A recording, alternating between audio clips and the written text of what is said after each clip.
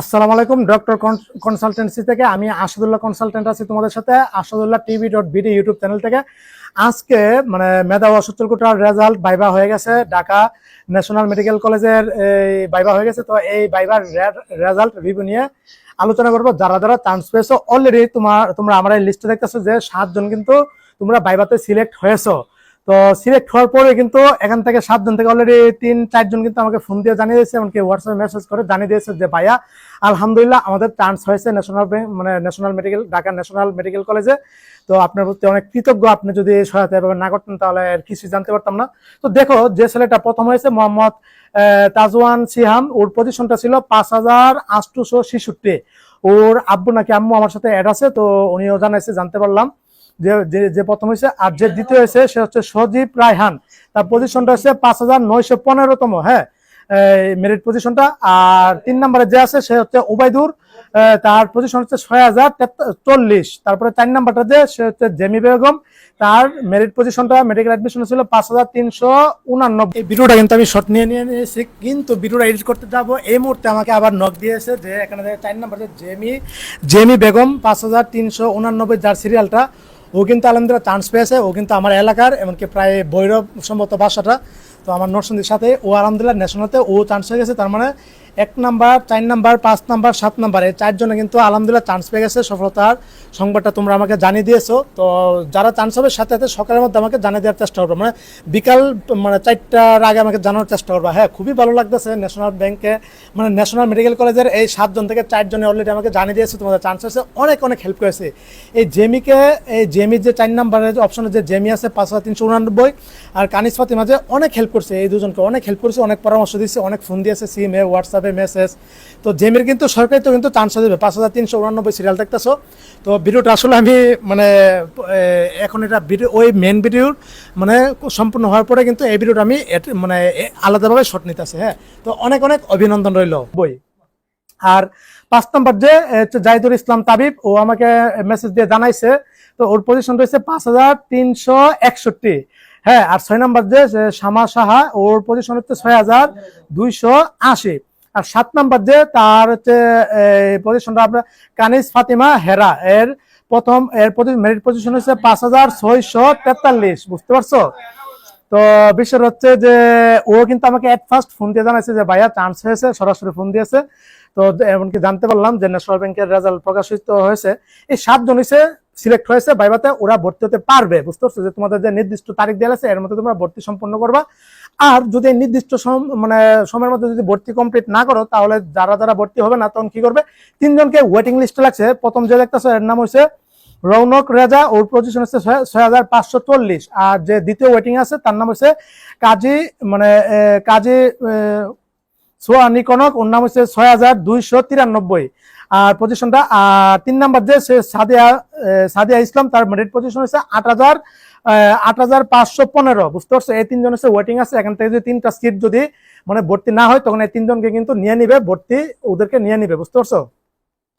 আচ্ছা, তো এই যে 7 জন চান্স হয়েছে, 3 জন আমাকে জানাইছো, বাকি যে 4 জন আছে হয়তো আমার সাথে তো হয়তো এটা আছে অথবা জানায়নি, অথবা আমার চ্যানেল থেকে যে কোনো ভাবে হোক মেধা অসচ্ছল কোটার কন্টেন্ট গুলি, যেগুলো আমি প্রায় 30-40টা কন্টেন্ট দিয়েছি, এগুলি দেখেছে। তো বিষয়টা হলো যে কানিস ফাতিমা হেরা, এই মেয়েটাকে অনেক হেল্প করেছি। মেয়েটার বাবা নাই, একদম প্রথম থেকে এমবিবিএস এর রেজাল্টের পর থেকে আমার সাথে যে কোনো ভাবে যুক্ত হয়েছে, এমনকি ওকে অনেক হেল্প করেছি। দিন রাত আসলে যে কোনো সময় রাত্রে 2টা 3টা 4টা দিক মেসেজ দিত, এমনকি সর্বাত্মক পরিমাণ আমি আমার তথ্য দিয়ে হেল্প করেছি। আরেকটা যে বিষয় সেটা হচ্ছে জাহিদুল ইসলাম তাবিব, এই যে ওর পজিশন হচ্ছে, মজার বিষয় হচ্ছে 5361।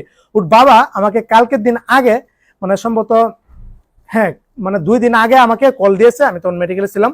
তো কল দিয়ে বললো যে আঙ্কেল, আমার ছেলে তো মেডিকেল ভাইবা দিবে ন্যাশনালে, তো আঙ্কেল কিছু পরামর্শ দেন, আপনার পরামর্শ আমি শুনতে চাচ্ছি। তো সরাসরি সিমে ফোন দিয়েছিল। তো বিষয়টা তোমরা খেয়াল করো, 5361 পজিশনটা। আর সরকারি মেডিকেল কলেজে দ্বিতীয় ওয়েটিংটা গেছে সর্বোচ্চ চান্স হয়েছে 5360তম পর্যন্ত। আর ওর পজিশনটা হচ্ছে 5361। আর একজন নিলে কিন্তু ওর সরকারিতে চান্স হয়ে যেত। দেখো তৃতীয় নাম্বার যে ওয়েটিং লিস্টটা দিবে এখানে কিন্তু ওর কিন্তু 100% ইনশাল্লাহ চান্স হবেই হবে। কিন্তু ওর বাবাকে আমি পরামর্শ দিয়েছি, ওকে পরামর্শ দিয়েছি, দেখো তোমার ওয়েটিং থেকে চান্স আসলে যে 6টা মেডিকেল কলেজে আসবে, যেমন নওগাঁ, নীলফামারী, মাগুরা, তারপর হচ্ছে হবিগঞ্জ, তারপর হচ্ছে নেত্রকোনা, তারপর হচ্ছে তোমার রাঙ্গামাটি, সুনামগঞ্জ, এসব মেডিকেল গুলিতে এগুলিতে কোনো ক্যাম্পাস হয়নি, এমনকি এগুলি সদর হসপিটালে কিন্তু ক্লাস হয়। মানে বলছি যে ওইগুলিতে হলে ভর্তি হওয়ার দরকার নাই, আপনি ন্যাশনাল ব্যাংকে মানে ন্যাশনাল মেডিকেল কলেজে ওকে ভর্তি করে দেন।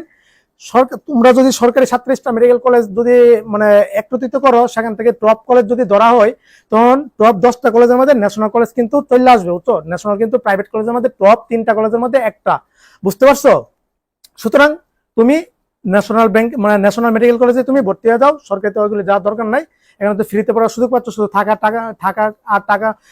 আর হচ্ছে খাবারের খরচটা তোমার যাবে, আর ঢাকা শহর টিউশনি করতে পারবা, মোটামুটি ভালো ইয়া করতে পারবা, আর কোনো পার্থক্য নেই, সরকারি বেসরকারি সেম। আর অনেকে আমাকে ইনবক্স করছে যে ভাইয়া আমাদের দ্বিতীয় ওয়েটিং থেকে এই ওই মেডিকেল গুলিতে হবে মানে হয়েছে, কিন্তু এগুলিতে আমরা ভর্তি হব না, এমনকি আমরা যাতে প্রাইভেটে টপ মানে প্রাইভেট মেডিকেল গুলিতে আসার জন্য। হ্যাঁ, এটা কিন্তু অজস্র জন এই কাজটা করবে, বুঝতে পারছো?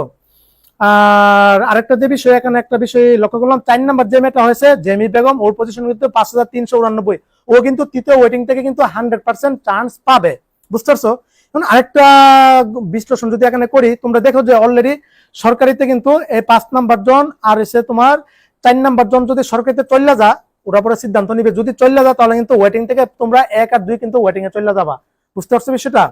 তো যাই হোক, প্রকৃতপক্ষে এগুলি রিয়েল, এগুলি কোনো টাকা পয়সা না, একদম রিয়েল খাঁটি মেধা দিয়ে, এমনকি ও প্রকৃতপক্ষে অসচ্ছল মানে মেধাবী, এমনকি অসচ্ছল, ওরা কিন্তু কাগজপত্র সব ঠিকঠাক ছিল।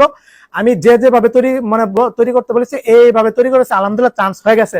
শুধু তাই নয়, আজকে কিন্তু মানে এই যে Rajshahi BGC trust medical college আছে, এটারও কিন্তু মানে রাজশাহী বারিন্দ যে মেডিকেল কলেজটা আছে, এটারও রেজাল্ট দিয়েছে আমাকে, কিন্তু তোমরা অলরেডি কয়েকজন জানিয়ে দিয়েছো যে তোমার চান্স হয়েছে।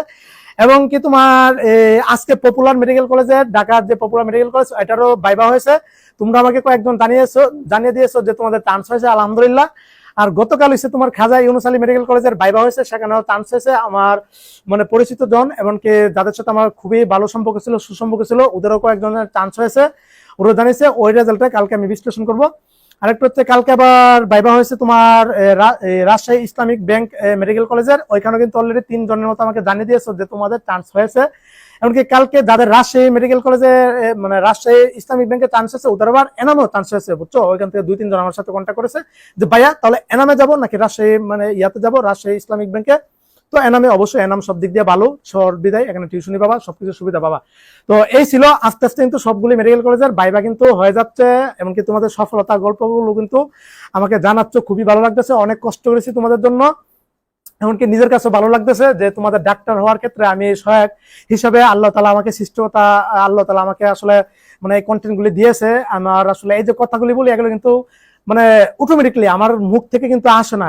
এই যে দেখো, এক একটা কন্টেন্ট তৈরি যত ইউটিউবার আছে, ওরা কিন্তু কন্টেন্ট আগে লেখে, যা লেখে ঠিক সেভাবে কিন্তু ওইগুলি বলে, বুঝতে পারছো? কিন্তু আল্লাহ তাআলা আমার একটা প্রদত্ত একটা প্রতিভা, আমি দীর্ঘ 8 বছর যাবত ইউটিউবিং করতেছি, আমার কিন্তু এগুলো স্ক্রিপ্ট লেখা লাগে না, এটা আমার অটোমেটিকলি মাথায় সেট হয়ে যায়, এমনকি বিশ্লেষণ এমনকি মানে আলোচনা করতে পারি। এটা আল্লাহ তাআলার কাছে মানে আসলে কোটি কোটি শুকরিয়া।